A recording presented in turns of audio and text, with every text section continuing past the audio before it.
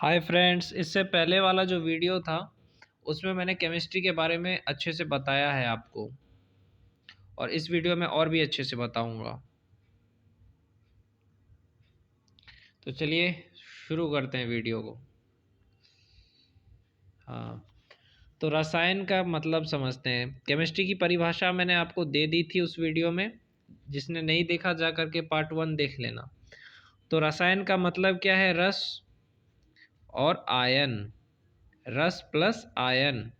जहाँ पे हम रस यानी द्रव के बारे में, द्रव का मतलब गैस भी होता है, फ्लूइड्स, फ्लूइड का मतलब गैस भी होता है, इसमें गैस भी आ गया। ऐसा मत कोई समझना कि सिर्फ हम द्रव के बारे में ही पढ़ेंगे, यानी सिर्फ लिक्विड के बारे में ही नहीं पढ़ेंगे, हमको इसमें गैस के बारे में भी पढ़ना है रसायन में।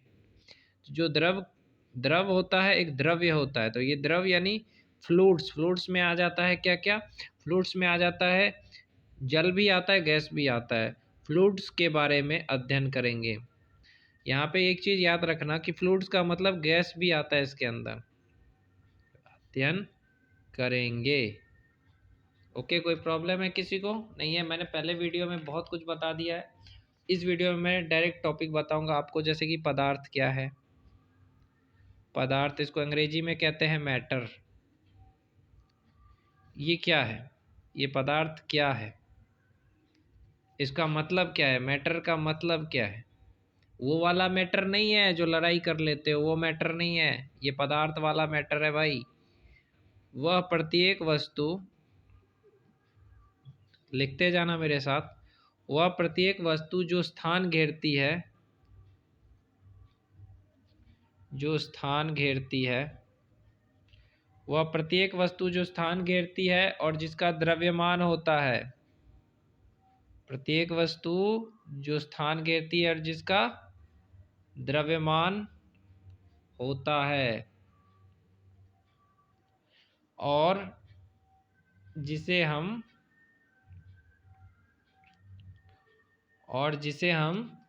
अपनी, एक मिनट, जिसे हम अपनी सेंसेस से, यानी जो हमारी सेंसेस है, 5 सेंसेस है ना, आँख, कान, मुंह, नाक और जीभ, जो 5 सेंसेस है, उससे हम उसको महसूस कर सकते हैं, जिसे हम अपने सेंसेस से महसूस कर सकते हैं, महसूस कर सकते हैं। उसको हम क्या कहते हैं बच्चों? उसे हम कहते हैं पदार्थ, यानी मैटर, पदार्थ कहते हैं। तो पदार्थ क्या है? वह प्रत्येक वस्तु जो स्थान घेरती है, जिसका द्रव्यमान होता है और जिसे हम अपनी सेंसेस को हिंदी में कहते हैं ज्ञानेंद्रियां। ज्ञानेंद्रियां, हिंदी मेरी थोड़ी इतनी भी शुद्ध नहीं है। तो वह प्रत्येक वस्तु जो स्थान घेरती है, जिसका द्रव्यमान होता है, जिसे हम अपनी सेंसेस से, ज्ञानेंद्रियों से महसूस कर सकते हैं, उसे हम पदार्थ कहते हैं, मैटर कहते हैं। अब पदार्थ कितने तरह के होते हैं वो भी बता रहा हूँ। अब बात करते हैं कि पदार्थ कितने प्रकार के होते हैं।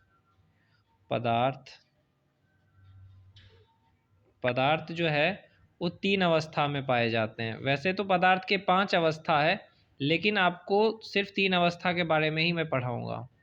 आगे की क्लास में आप 5 अवस्था के बारे में पढ़ेंगे। जब आप आगे पढ़ेंगे केमिस्ट्री को लेकर के, बीएससी करेंगे, एमएससी करेंगे, तो पढ़ेंगे 5 अवस्था के बारे में। फिलहाल हम 3 अवस्था की बात करते हैं। पहला आता है ठोस यानी सॉलिड, दूसरा आ जाता है आपका द्रव यानी लिक्विड, और तीसरा आ जाता है आपका गैस। गैस गैस के बारे में पढ़ेंगे। तो शुद्धता के आधार पे पदार्थ का प्रकार देखो क्या होता है। शुद्धता के आधार पर, शुद्धता के आधार पर पदार्थ के प्रकार देखते हैं हम लोग। पदार्थ के प्रकार शुद्धता के आधार पे, तो एक होता है आपका शुद्ध पदार्थ, दूसरा होता है आपका अशुद्ध पदार्थ। आपको अच्छे से बताऊंगा अशुद्ध पदार्थ। तो शुद्धता के आधार पर पदार्थ के 2 प्रकार बताया मैंने। ये अवस्था है, ये प्रकार नहीं है, इस चीज़ को ध्यान रखना कि ये पदार्थ का अवस्था है और ये शुद्धता के आधार पर पदार्थ का प्रकार है। तो शुद्ध पदार्थ में आपका आ जाता है तत्व और यौगिक, और अशुद्ध पदार्थ में मिश्रण।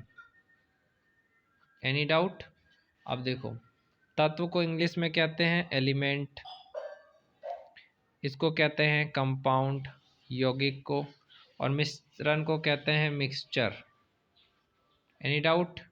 अब ये मिक्सचर भी दो तरह के होते हैं, एक होते हैं समांगी मिश्रण और एक होता है विसमांगी मिश्रण।